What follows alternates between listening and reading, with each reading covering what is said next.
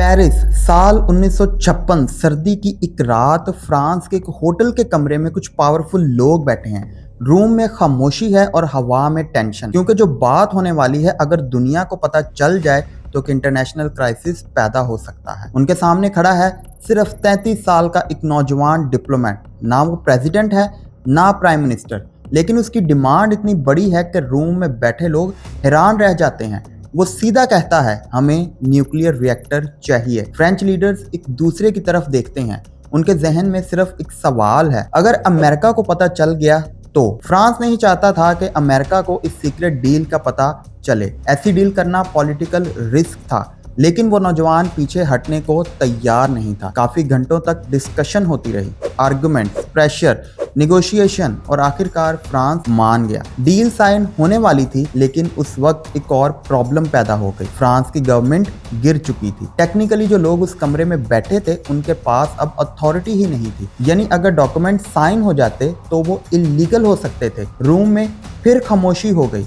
तब उस 33 साल के डिप्लोमेट ने एक और रिस्की सजेशन दिया। उसने कहा, कागज पर कल की तारीख लिख दें, यानी डॉक्यूमेंट्स को बैक डेट कर दिया जाए ताकि डील लीगल नजर आए। और बस इसी एक सिग्नेचर ने मिडिल ईस्ट की हिस्ट्री बदल दी। उस डील ने इजराइल को दिया डिमोना न्यूक्लियर रिएक्टर, एक ऐसी स्ट्रेटेजिक ताकत जिसने रीजन का पावर बैलेंस हमेशा के लिए बदल दिया। उस नौजवान डिप्लोमेट का नाम था शिमन पेरेस।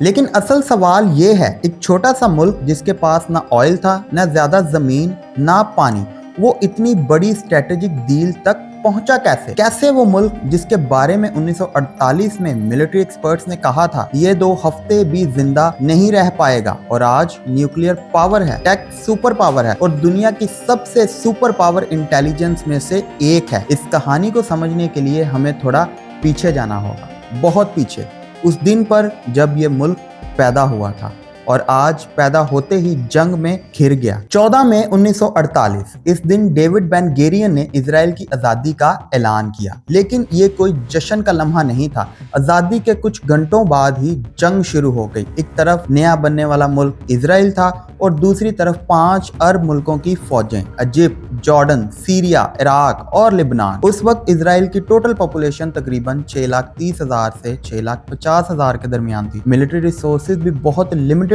थे। कई सोल्जर्स के पास अलग अलग किस्म की राइफल्स थी और अक्सर फाइटर्स के पास प्रॉपर यूनिफॉर्म भी नहीं था। सिचुएशन मुश्किल जरूर थी, लेकिन इजराइल के लीडर्स को एक बात समझ आ चुकी थी, अगर हमें जिंदा रहना है तो हमें अपनी तादाद बढ़ानी होगी। इसी सोच ने उन्हें एक तारीखी पॉलिसी शुरू की, अलिया। दुनिया के हर कोने से यहूदी लोगों के लिए इजराइल के दरवाजे खोल दिए गए। नतीजा ये निकला कि कुछ ही सालों में लाखों जूइश हिजरत करके यहाँ पहुंच गए। लेकिन इतनी बड़ी आबादी को संभालना आसान नहीं था। 1949 से 1950 तक का दौर इजराइल की तारीख के सबसे मुश्किल वक्त था, जिसे टेंजा कहा जाता है। ये इंतहाई गुर्बत का दौर था। लोग राशन कार्ड्स पर गुजारा करते थे। 2 वक्त की रोटी, गोश्त और अंडे भी लिमिटेड क्वांटिटी में मिलते थे।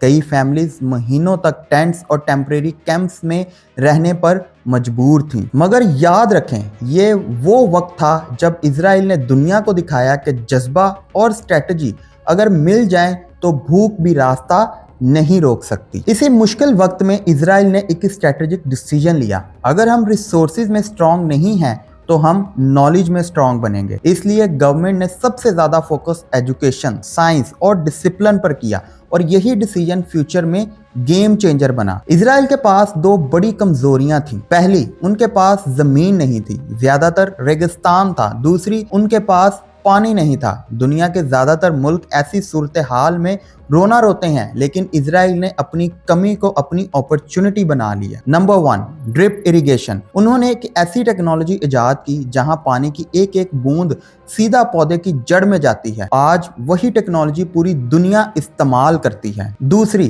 Water recycling. क्या आपको पता है कि इजराइल अपने वेस्ट वाटर का 90% रिसाइकल करता है? दुनिया में कोई भी मुल्क इसके करीब भी नहीं है। स्पेन दूसरे नंबर पर है, जो सिर्फ 20 से 25% अपने वाटर को रिसाइकल करता है। इस इनोवेशन ने उन्हें फूड सिक्योर बना दिया। जब आपको खाने के लिए किसी और पर डिपेंड नहीं करना पड़ता तो आपकी सियासी ताकत खुद ब खुद बढ़ जाती है। इजराइल की फौज दुनिया की बाकी फौजों से बिल्कुल अलग है। वहाँ हर मर्द और औरत को फौज में जाना पड़ता है, लेकिन इसका मकसद सिर्फ लड़ना नहीं है। इजराइल ने अपनी फौज को एक स्कूल बना दिया है।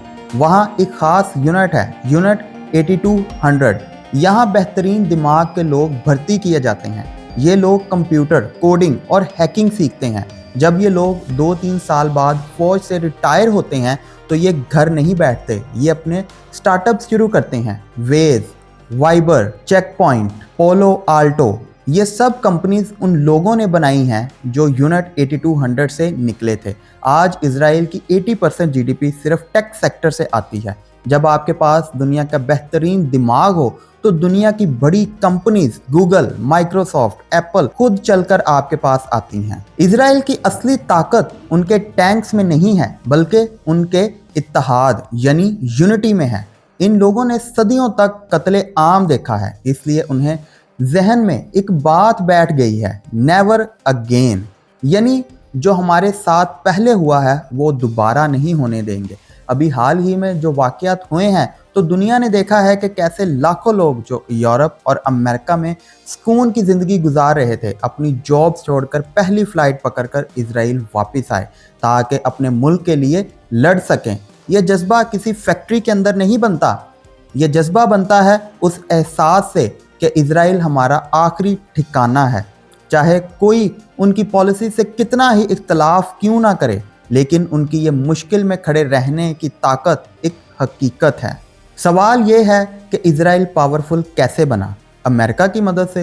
हाँ, वो भी एक हिस्सा है। बेहतरीन वेपन्स? हाँ, वो भी ज़रूरी हैं, लेकिन असल वजह है सर्वाइवर माइंडसेट।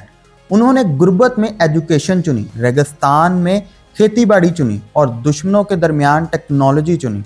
उन्होंने साबित किया कि अगर एक कौम एक मकसद पर जमा हो जाए तो दुनिया की कोई ताकत उन्हें नक्शे से मिटा नहीं सकती। आपको क्या लगता है, क्या किसी मुल्क की असली ताकत उसकी फौज होती है या उसके लोगों का दिमाग?